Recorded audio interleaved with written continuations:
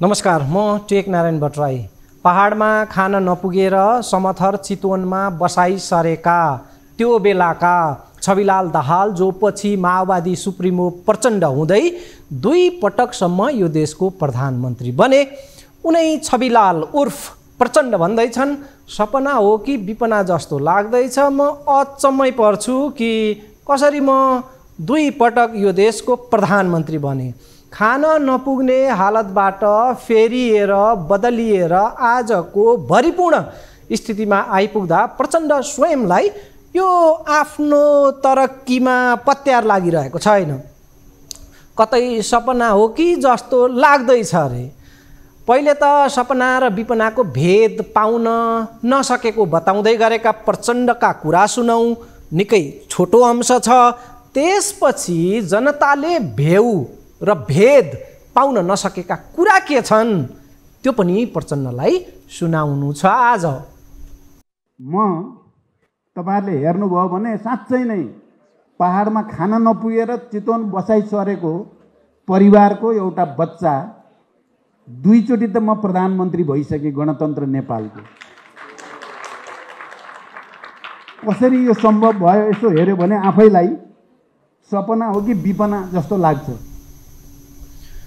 त्यो खान नपुग्ने हालतको बिचरो छविलाल बदलिएर प्रचण्ड हुँदै 2 पटक यो देशको प्रधानमन्त्री भएकोमा माओवादी अध्यक्ष जसरी दङ्ग छन्, उसै गरी देशको हालत पटक्कै नबदलिएकोमा जनता दङदास छन्। दङदास हो। त्यो भोको रैती हालतबाट फेरिएर शासक बनेकोमा प्रचण्ड जसरी दङ्ग छन्, उसै गरी जुन शासक आए पनि कानै चिरेको देखेर जनता दङदास छन्। दङ्ग हुनु र दङदास हुनुका बीचमा एक शब्द दास, दासको मात्रै भेद छ। हो दास। शासक दङ्ग, जनता दास। हात लाग्यो दङदास हो। आज तन्त्र फेरियो र राजा महाराजका ठाउँमा दङ्ग परेर प्रचण्डहरू आइपुगेका छन्। जनता हिजो पनि दङदास, आज पनि दङदास। दङ्ग पर्ने हिजो राजा थिए, आज प्रचण्डहरू आएका छन्। तर दास उनै छन्, उस्तै छन्। दङदास जनता। प्रचण्ड एक्ला छैनन्। खान नपुग्ने हालकै थिए रे खड्गप्रसाद ओली। आज पनि ओलीको हालत हेऱ्यो भने एउटै उदाहरण काफी हुन्छ कि आज ओली पानी समेत आयातित खाने भन्दै ओलीमाथि प्रश्न उठ्छ। पानी समेत आयातित, महँगो पानी। जन्मसिद्ध शासक बन्ने, त्यसमाथि निरङ्कुशता लाद्ने जनतामाथि भन्दै वंश परम्परा चल्दै आएको निरङ्कुश राणाशाही र राजशाही विरुद्ध लडेको पार्टी नेपाली काङ्ग्रेसका सभापति शेरबहादुर देउबा स्वयं आज प्रधानमन्त्री पद त आफ्नै जन्मसिद्ध हक हो जस्तै गरी अकण्टक सत्ताको कुर्सीमा बस्न र्याल काट्दैछन्। 5 पटक प्रधानमन्त्री हुँदा समेत उनलाई पुगेको छैन। बुढो शरीरले कुन बेला हो आफ्नै साथ छाड्ने त्यो ठेगान नभएका त्यो स्थितिका देउबा अझै कुर्सी छाड्न मरिगए राजी छैनन्। व्यवस्था फेरिएसँगै थुप्रै शासकहरू आए र आफ्नो हैसियत सुधारे, तर देश र जनताको हालत सुध्रिएन। देशका 3 प्रमुख पार्टीका 3 जना पार्टी प्रमुखले आफ्नो हैसियत त मजबुत पारे, तर देश झन्झन बर्बादीतर्फको यात्रामा छ। उनीहरूकै शासनकालमा आफू रैतीबाट फेरिएर बारम्बार देशको शासक प्रधानमन्त्री बनेकोमा उहाँहरू दङ्ग हुनुहुन्छ। तर बिग्रदो देश र जनताको हालतका प्रति जिम्मेवारी बोध, न्यूनतम नैतिकता, आत्मालोचना अनि सुध्रिने छाँट पटक्कै छैन। आफै नसुध्रिएका दल र नेताहरूलाई सुधार्ने ताकत जनतासँग छ, मतदातासँग छ र त्यो ताकत भोट मार्फत प्रयोग गर्न सकिन्छ र चुनाव पनि नजिकै आउँदैछ। यो महत्त्वपूर्ण छेड छ। कम्तीमा आफ्नै उमेर र शरीरले साथ नदिने हालतका, आराम गर्ने उमेर अवस्थाका बुढा नेताहरूलाई आउँदो चुनावमा म किन मत दिँदैछु भनेर आफैलाई सोध्नुहोला कृपया मतदाताले, सम्बन्धित मतदाताले। तपाईँको मत बुढ्यौली शरीरलाई थप कष्ट दिने नबनोस्, बरु बनोस् विश्रामको ओखती हो। आफै स्वेच्छाले विश्राम रोज्नु पर्नेमा अझै पनि र्याल काट्दै गरेका, बुढ्यौली लागेका र यसअघि पटक पटक मौका पाएर पनि मातिएकाहरूलाई छानी छानी आउँदो चुनाव मार्फत विश्रामको बन्दोबस्त गरिदिनु मतदाताको यति बेलाको दायित्व हुन आउँछ। पाप धर्मको कृपया ख्याल राखौँ। तपाईँको मत बुढ्यौली ज्यान, त्यो बुढ्यौली ज्यानलाई थप कष्ट दिने पापको भागी नबनोस्। तपाईँको मत काया जीर्ण हालतका, राम्रो आँखा नदेख्ने, राम्रो सुन्न पनि छाडेका, आफ्नै शरीरका अङ्ग प्रत्यङ्गले समेत राम्रो साथ नदिएका र बुढ्यौलीमा आरामका दिन बिताउन निकै विलम्ब भइसकेका अति आदरणीय बुढा नेताहरूलाई अब कृपया जनता जनार्दनले नै विश्राममा पठाउनु पर्ने दायित्व आइलागेको छ। आउँदो चुनावमा त्यो दायित्व फत्ते गर्नुपर्नेछ। बारम्बार मौका पाएर पनि उल्लेख्य केही गर्न नसकेका, त्यसमाथि आफ्नै शरीर धान्न हम्मे हालतकालाई भोट दिएर अब पाप नबोक्नुहोस्। बेलैमा पक्का गर्नुहोस् कि यो पालिको चुनाव मार्फत उहाँहरूलाई विश्राम दिन र पुण्य आर्जन गर्न म पनि योगदान गर्नेछु। वृद्ध स्याहारमा भागीदारी लिनेछु। उहाँहरूको वृद्धावस्थाको अवश्य ख्याल राख्नेछु। यो मैले भनेको आग्रह गरेको होइन। नो नट अगेन भन्ने जुन अभियान जो चल्दैछ त्यसको मकसद सदा सहायता यस्तै बुझिन्छ। देशमा नो नट अगेनको मुहिम चलाइएको छ, धेरैले त्यसलाई रुचाएका छन्। यो पहिलो खण्ड। अब अर्को प्रसङ्ग महत्त्वपूर्ण छ। पेट्रोलियम पदार्थको मूल्य बढ्यो, दुनियाँले थाहा पायो, तर प्रधानमन्त्री शेरबहादुर देउवा सभापति रहेको दल नेपाली काङ्ग्रेसको भातृ सङ्गठन नेभी सङ्घले थाहा पत्तो पाएन। नेभी सङ्घले हो मूल्य बढेको नेभी सङ्घले पत्तै पाएन। पटक पटक मूल्य बढ्यो, नेभी सङ्घ बेखबर, चुइक्क बोल्दैन, कतै देखिँदैन। ओली सरकारका पालामा त मौका र बहाना खोजी खोजी राँको बाल्थे काङ्ग्रेसका युवा विद्यार्थीहरू। तर देउबा सत्तारोहण यता उनीहरू कुम्भकर्ण जस्तो बेहोसीमा छन्। ल ठिकै छ, पेट्रोलको मूल्य विश्व बजारमा बढेको हो, नेपालमा पनि बढ्यो। काङ्ग्रेसी युवा विद्यार्थीले विरोध गर्नु उचित ठानेनन्। तर पछि त फेरि मूल्य धमाधम घट्यो, घटेर आयो विश्व बजारमा। एकपटक होइन, बारम्बार घटेर आयो। तैपनि नेपालमा भने मूल्य घटेन, देउबा सरकारले घटाएन। अब त बोल्नु पर्ने नि कि किन मूल्य नघटाएको भनेर। नेभी सङ्घले सोधेन, चुप, कुम्भकर्ण जस्तो चेत गुमाएर सुतेको सुतै। हिजो आइतबार भने बल्ल आएर नेभी सङ्घ बिउजियो र त्रिचन्द्र कलेजमा त राँको नै उठायो। ल बिउजियो है काङ्ग्रेसको युवा विद्यार्थी दस्ता, चाडबाडको मुखमा नेभी सङ्घको घैँटामा घाम लागेछ। जे होस्, मूल्य वृद्धि विरुद्ध ढिलै भए पनि उत्रिए है भन्ने लागेको थियो। तर राँको बालेको त राष्ट्रपति विद्यादेवी भण्डारीको विरोधमा पो रहेछ। जनपक्षीय विरोध किन हुन्थ्यो? मूल्य वृद्धिको विरोध किन हुन्थ्यो? दलीय आग्रहको विरोध न रहेछ। विवेकले चल्ने भए पो त जनपक्षीय दृष्टि बन्थ्यो। मूल्य वृद्धि विरुद्ध उत्रिन्थे। आदेश र अरनघटनमा परिचालित हुनेहरूलाई माथिबाट आदेश आयो राष्ट्रपति विरुद्ध राँको बाल्ने। आदेश पालक आज्ञाकारीहरू हर्ष जो आज्ञा भनेर उत्रिए।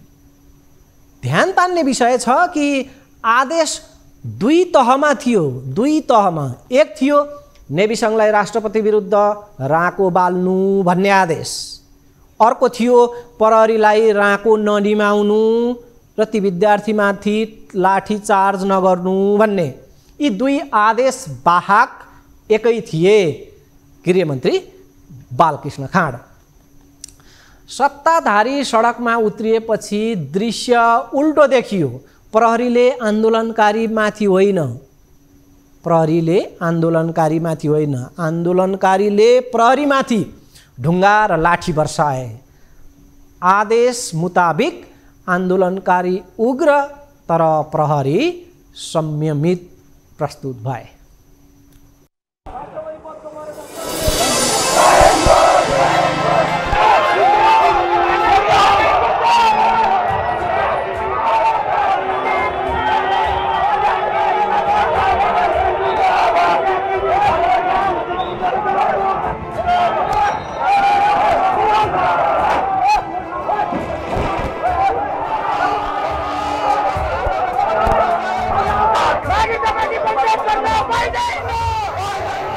दर्शकबिन नझुकिनु होला, यो विरोध मूल्य वृद्धिको होइन, पेट्रोलियम पदार्थको मूल्य वृद्धि, उपभोग्य वस्तुको मूल्य वृद्धिको यो विरोध होइन।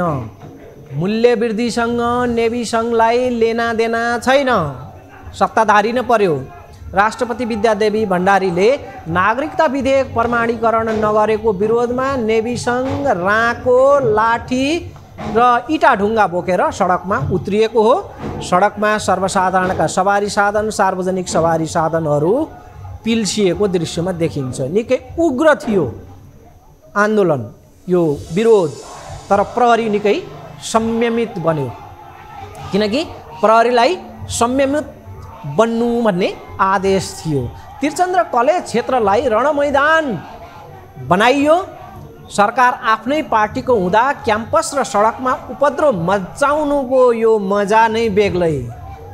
त्रिचन्द्रको कुरा छाड्नुहोस्, उता कीर्तिपुरमा त सत्ता उन्मादले नेभी सङ्घ यति उचालियो कि अन्तत आफै थेचारिनु पर्ने स्थिति आइसकेको छ। त्यो स्थिति के हो म वर्णन गर्नेछु। हामी अहिले त्रिचन्द्रमा देखिएको हिजोको झडपका दृश्य देखाउँदैछौँ। यो हिजोको झडप र फेरि आजको झडप दाँच्नु छ। सत्ताले कति फरक पार्दछ सडक आन्दोलनमा, त्यो भेद आज हेर्नु छ। हामी थियौँ कीर्तिपुरको प्रसङ्गमा। कीर्तिपुरमा सत्ता उन्मादले नेभी सङ्घ यति उचालियो कि अन्तत आफै आएर थेचारुनु पर्यो नेभी सङ्घलाई। लगातार कीर्तिपुर विश्वविद्यालयमा तालाबन्दी गरेर हैरान खेलाएको र पार्टी नेपाली काङ्ग्रेसको समेत बदनाम गरेको भनेर छिछि र दूर खेपिरहेको नेपाल विद्यार्थी सङ्घको समिति नै विघटन गरिएको छ। त्यहाँको नेभी सङ्घ अध्यक्ष दुजाङ शेर्पाले आज सोमबार विज्ञप्ति जारी गर्दै कीर्तिपुरमा क्रियाशील नेभी सङ्घका सम्पूर्ण समितिहरू विघटन गरिएको जनाएका छन्। अब त्यहाँ साङ्गठनिक गतिविधि नगर्न निर्देशन दिएको छ। नेभी सङ्घ एक खालले ब्ल्याक सूचीमा परेको स्थिति बन्यो, मतलब आफ्नै सङ्गठनले त्यहाँ गतिविधि नगर्नु भन्ने स्थिति आयो। आफ्नो दल सत्तामा हुँदा कतिसम्म अराजकता मचाउन सकिन्छ भन्ने दृष्टान्त नै रचियो नेभी सङ्घ मार्फत कीर्तिपुर विश्वविद्यालयमा। विवेक गुम बस अराजक र आदेश पालक भएका छन् पछिल्ला समय दलका युवा विद्यार्थी दस्ता। कहिले नेभी सङ्घको ब्रान्डमा, कहिले अखिलको ब्रान्डमा, अनिरासव्यको ब्रान्डमा। अनिरासव्य भन्दा बित्तिकै धेरै खालका छन् ती ब्रान्ड, प्रचण्डका ब्रान्डदेखि ओलीका ब्रान्ड धेरै छन्। दर्शकबिन हिजो काङ्ग्रेसको नेभी सङ्घलाई प्रहरीले मुलायम बडा आदरपूर्वक व्यवहार गर्यो। सडकमा उग्र थियो आन्दोलन, तर प्रहरी सौम्य। आज न्याय खोज्दै काठमाडौँ आएका मिटर ब्याज पीडितहरूको आन्दोलनमा भने प्रहरीका लाठी लात्ती मुक्का बेस्कन बर्सियो। लाग्थ्यो हिजोको रिस प्रहरीले आज पोख्दैछन्, भालुको रिस खैन्नेमाथि भन्ने उखान चल्छ हाम्रो गाउँतिर। त्यस्तै हिजो गृहमन्त्रीको आदेशमा काङ्ग्रेस आन्दोलनकारीका अगाडि सहनशीलता देखाएको प्रहरी आज फुक्का फाल भएर ऋणका पीडितमाथि पीडा थप्न बर्सियो। आज आन्दोलनकारीहरूप्रति संयम हुनु है भन्ने माथिको आदेश कतैबाट थिएन।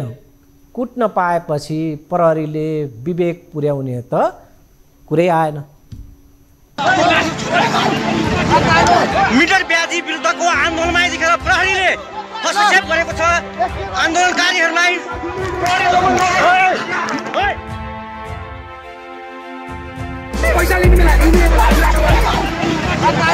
मिटर ब्याजी विरुद्धको आन्दोलनमा यतिखेर प्रहरीले हस्तक्षेप गरेको छ। आन्दोलनकारीहरूलाई यी पीडित मिटर ब्याजीहरूको आन्दोलन थियो। ऋण काटेर बिल्ली बाँठमा परेकाहरू पीडितहरू न्याय माग्न काठमाडौँ आएका थिए र सडकमा उत्रिए र उनीहरूले यो प्रकारले प्रदर्शन गरेका थिए। उनीहरूलाई प्रहरीले लछार पछार गर्दै गाडीमा कोच्यो र नियन्त्रणमा लियो। पुरापुर जति आन्दोलनकारी थिए सबलाई प्रहरीले नियन्त्रणमा लियो। प्रहरीको दमनका क्रममा केही रक्ताम्बे भने घाइते अस्पतालमा भर्नामा छन्। पीडितमाथि देउवा सरकारले झन् पीडा थपेको स्थिति बन्यो। चान्चुन 50 जनाको यो आन्दोलनकारीहरूको समूह सहजै व्यवस्थापन गर्न सकिन्थ्यो। प्रहरीलाई कुनै गाह्रो थिएन। त्यसमाथि हिजो नेभिसङको जस्तो लाठी ढुङ्गा मुङ्रा इटा यिनीहरूका हातमा थिएन, थियो त झन्डा। तर निर्धालाई कुट्न पाएपछि प्रहरीलाई के चाहियो? फेरि यी पीडित पनि त थारो भैँसी दुहुने चेष्टामा छन्, दुध नदिने भैँसी। विकल्प नभएपछि गरून् बिचरा के? यो संवेदनहीन सरकारले गरिब पीडितका कुरा सुन्दैन। तैपनि मनको बह पीडा पोख्नकै लागि भए पनि आन्दोलन त गर्नै पर्यो। आन्दोलनकारी काठमाडौँमा आए र उत्रिए र बर्बर दमनको शिकार बने। हिजो नेभिसङ थियो र पो गृहमन्त्रीको आदेश थियो कि बर्बर दमन नगर्नु। आज यिनका को छ र? त्यसैले प्रहरीले मौकाको सदुपयोग गर्यो, लाठी बर्सायो, पक्राउ गर्यो र भरिने गरी प्रहरी कार्यालयसम्म पुर्यायो। गृहमन्त्री बालकृष्ण खाँडलाई प्रधानमन्त्री देउबाले कसै गरी गठबन्धन, यो सत्ता गठबन्धन बचाउने मिसनका लागि कमान्डर खटाएका छन्। कसलाई? गृहमन्त्री बालकृष्ण खाँडलाई। पार्टी नेपाली काङ्ग्रेस आफ्नो जेसुकै होस् तर गठबन्धन बचोस्, देउबाको मिसन छ। अर्को खेप म प्रधानमन्त्री हुँदा रोजेको मन्त्री त तिमी नै हौ खाने। खाँडलाई देउबाको दाहिना हुँदा नै मालामाल छ। त्यसैले त खाँड आफ्नै पार्टीभित्र गठबन्धनको विरोधी स्वरलाई दबाउने, आफ्नै पार्टीभित्र गठबन्धन विरोधी जुन स्वर छ त्यसलाई दबाउनमा र खुमलटारको प्रचण्ड दैलोमा पुगेर नित्य निष्ठा चढाउनमै व्यस्त छन् बालकृष्ण खाँड गृहमन्त्री। मिटर ब्याजी पीडितले गृहमन्त्रीको ध्यान खिच्ने कोसिस गर्नु व्यर्थ छ। गृहमन्त्री त गठबन्धनका उम्मेदवारहरूलाई कसरी जिताउने र गठबन्धन विरोधी काङ्ग्रेसभित्रैको स्वर कसरी दबाउने त्यसमा व्यस्त छन्। एक झलक यसले बताउँछ। गठबन्धन तोडेर हेरौँ भनेर भन्नुहुन्छ भने नेपाली काङ्ग्रेसको केन्द्रीय समितिले गठबन्धन अहिले तोड्दैन। नेपाली काङ्ग्रेसका केन्द्रीय सदस्य साथीहरूले यसरी पार्टीका तरुण साथीहरूलाई बोलाउने र मिसलिड गर्ने खालको भाषण गरिदिनु हुँदैन। गठबन्धनका उम्मेदवारलाई जिताउने हाम्रो राजनीतिक विश्वसनीयता हो, राजनीतिक धर्म र राजनीतिक दायित्व हो हाम्रो। अब त्यसमा हाम्रा कार्यकर्ताले, हाम्रा मतदाताले हामीले गरेको आग्रह, पार्टीले दिएको निर्देशनको पालना गर्नुहुन्छ कि गर्नुहुन्न त उहाँहरूको कुरा हो नि त। हाम्रा पार्टीका कार्यकर्ता र हाम्रा मतदाताहरू हाम्रो विश्वासमा हुनुहुन्छ भने भोलि गठबन्धनको लागि सजिलो होला। अरू पार्टीले पनि हाम्रो पार्टीलाई विश्वास गर्ला। गठबन्धन सरकारको गृहमन्त्री भएको कारणले यो गठबन्धनलाई बचाएर आम निर्वाचन सुनिश्चित र सुरक्षित गर्ने, निर्वाचन निष्पक्ष स्वतन्त्र भए रूपमा सम्पन्न गर्ने दायित्व मेरो हो। त्यो म पुरा गर्नेछु। दर्शकवृन्द, एमाले अध्यक्ष केपी शर्मा ओली मधेस झरेका छन्। मधेसमा उनका लागि पछिल्लो समय अलिक प्रतिकूल छ नागरिकता विधेयकका कारणले। फेरि पनि चुनावको यो माहौल बनाउनका लागि ओली मधेसमा झरे। कस्तो रेस्पोन्स गर्यो मधेसले केपी शर्मा ओलीलाई? कालो झन्डा उनले सामना गर्नु पर्यो।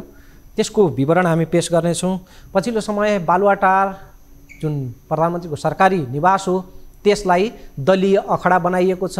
हिजो ओलीका पालामा बालुवाटारलाई दलीय अखडा नबनाऊ भन्ने काङ्ग्रेस महामन्त्री गगन थापा, विश्वप्रकाश शर्मा, उपसभापति धनराज गुरुङ लगायत अहिले मौन छन्। त्यही बालुवाटारमा दलीय गतिविधिमा व्यस्त छन्। बालुवाटारमा हामी जानेछौँ। अन्य महत्त्वपूर्ण सामग्रीहरू छन्। चोलेन्द्र शमशेर राणाको पछिल्लो समय आफ्नो टाउको फुटेपछि मितको टाउको बेलैसरी, त्यो स्थिति पनि बुझ्नेछौँ। छोटो विश्रामपछि आउनेछु। विश्रामपछि स्वागत छ। भनाइ छ सर्पको खुट्टा सर्पले देख्छ।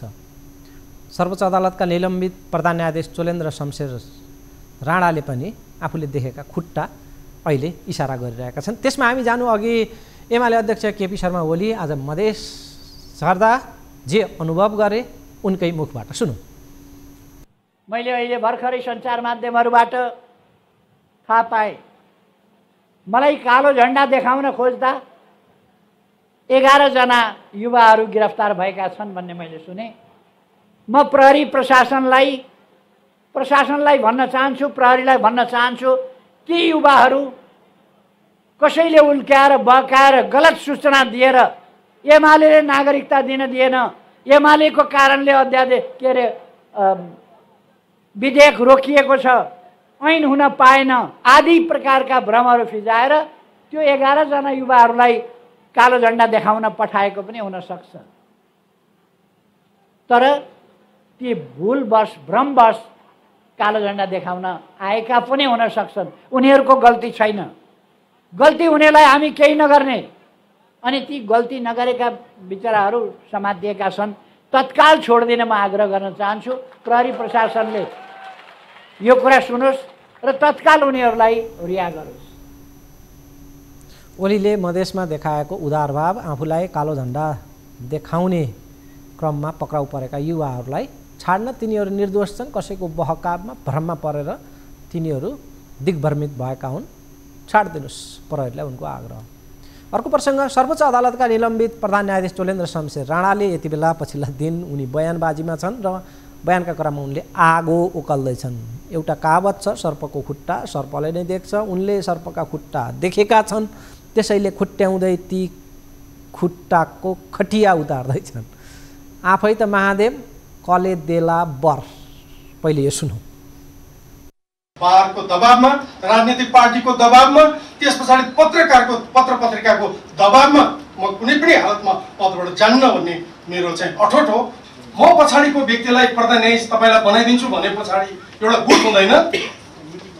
यो त स्वाभाविक हो नि। उहाँलाई अहिले प्रधान न्यायाधीशलाई 1-1.5 महिना भए पनि तपाईँले चाहिँ यो फिर्ता लिदिन्छु बनाइदिनुहोस् भनेर त यसरी नै आयो त प्रस्तावमा। कहाँ म त्यो खुल्ला गरिदिन्छु। आज यो संसदमा यो समितिमा मैले लुकाउनु पर्ने केही पनि छैन। मलाई पटक पटक आयो नि, तपाईँले 1-1.5 महिना भए पनि फलानुलाई चाहिँ दीपकजीलाई भन्नु, दीपक कुमार कार्की। अब अरू फेरि के छ, खुल्ला रूपमा दीपक कुमार कार्कीलाई चाहिँ प्रधान न्यायाधीश बनाउनलाई सहयोग गरिदिनुहोस्, हामी फिर्ता लिन्छ भन्नुभयो। गठबन्धनलाई सरकारले सिद्धाउन खोज्ने, हामीलाई सिद्धाउन खोज्ने, छाती पिटार हामी यी पिटी गरेर चाहिँ सिद्धाइदिउँ भनेर उहाँको अध्यक्षजीले बोल्नुभयो। प्रधान न्यायाधीशलाई महाभियोग पाउने गते ल्याइहाल्नुभयो। बजारभरि सबै पत्र पत्रिकामा प्रधान न्यायाधीश चाहिँ यो संसद विघटनको पक्षमा छ, संसद पुनर्स्थापनको पक्षमा छैन भन्ने सबै पत्र पत्रिका मिडियाहरूदेखिबाट लिएर सबै कुराहरू यी प्रश्नहरू आए।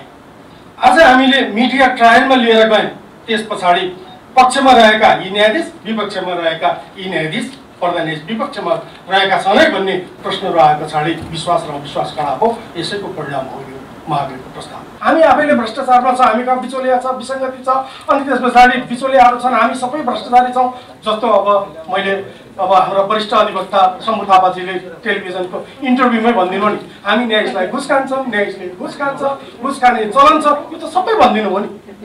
संविधानले प्रधान न्यायाधीश त म एक्जिस्टिङ छु, मैले कार्य सम्पादन पनि नभन्नु, अनि म पछाडिको न्यायाधीश पो वरिष्ठ भनेर संविधानले चिनिएको छ। ऊ पो परिषदमा बस्ने, त्योभन्दा मुनि पनि वरिष्ठ भनेर बसिरहेको छ। यो कुन चाहिँ संविधानले दिएको छ? यसमा हरिकृष्ण पनि बस्यो, हिजो मीरा कार्की बस्यो, अहिले निर्णय गरेर भत्ताभुङ्ग गरिरहेको छ सबै। हरिकृष्ण कार्की त्यहाँ बसेर संविधानले कहाँ चाहिँ एउटा अधिकार दिएको छ त्यहाँ गएर बसेर निर्णय गर्न, तर बसिरहेको छ। तर सबै गठबन्धनको भावनाले मानिरहेको छ। अब मैले के गर्ने त्यसमा? मैले मात्र भनेर त हुँदैन। प्रधान न्यायाधीशको नियुक्ति कसै कुनै दलको सिफारिसमा, दलको प्रतिनिधित्व हिसाबले भएको होइन। यति कुरा छर्लङ्ग बुझ्दा सबैले बुझ्दा हुन्छ। प्रधान न्यायाधीश संविधानको दायराभित्र, संविधानको विधि र प्रक्रिया बमोजिम नियुक्ति भएको हो। उसले कुनै पनि राजनीतिक दलको नेतृत्व गर्दैन, प्रतिनिधित्व पनि गर्दैन, नेतृत्व पनि गर्दैन।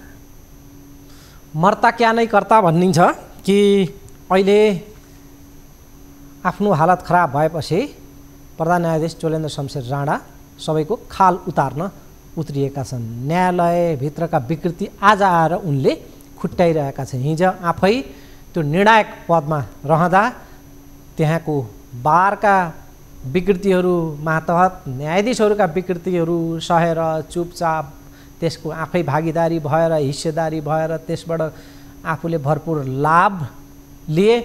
आज आफू किनारामा परे, कारबाहीमा पर्ने, महाभियोग लाग्ने स्थिति बन्यो, पदमुक्त हुने स्थिति बनिसकेपछि बल्ल अरूका खुट्टा उनले देखाउँदैछन्। यही आफूसँग भएको सूचना उनले बेलैमा बताएको भए उनी कारबाही गर्ने निकायमा थिए, अख्तियारलाई इसारा गर्न सक्थे, सर्वोच्च अदालतको प्रधान न्यायाधीशले चाहँदा के हुन सक्थेन, गरेनन्। आज आएर उनी आफ्नो टाउको फुटेपछि मितको टाउको बेलैसरीमा उत्रिएका छन्। हालत यो छ, न्यायालयको हालत यो छ, राजनीतिको हालत उस्तै छ, कर्मचारी प्रशासन ब्युरोक्रेसीको हालत उस्तै छ, देशको समग्र हालतको बयान हामी गरिरहेका छौँ। अब अर्को हालत बालुवाटारको बयान गर्नुतर्फ लागौँ। सरकारको नेतृत्व पुरापुर चुनावी भागभण्डामा केन्द्रित भइरहेको छ। सरकारको नेतृत्व चुनावी भागभण्डामा, यो निर्वाचन आयोगलाई सघाउनेवाला होइन, दलीय भागभण्डामा। प्रधानमन्त्री मन्त्रीहरू दलीय स्वार्थ बोकेर गठबन्धनका छलफल र बैठकमा केन्द्रित छन्। जनताका मुद्दा मन्त्रालय सम्हाल्ने विषय उनीहरूको प्राथमिकतामा छैनन्। गठबन्धन दलका नेता चुनावी दाउपेचमै होमिएका छन्। सरकार त बस खाने भोग गर्ने एउटा माध्यम बनेको छ मन्त्रालय।